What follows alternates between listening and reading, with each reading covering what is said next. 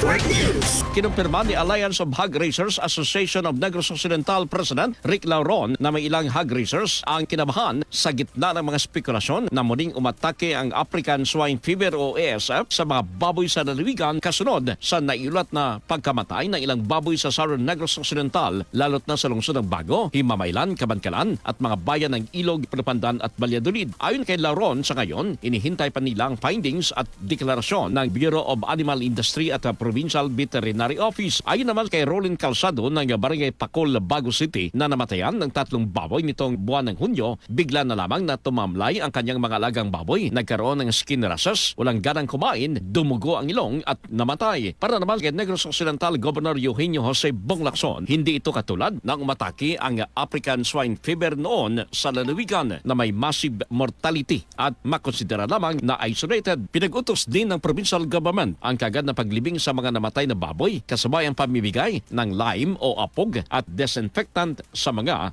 hog raisers. Kasama mo sa RMN DYHB Bacolod, Radyoman Albert Hener. Tatak Remen. RMN Network News.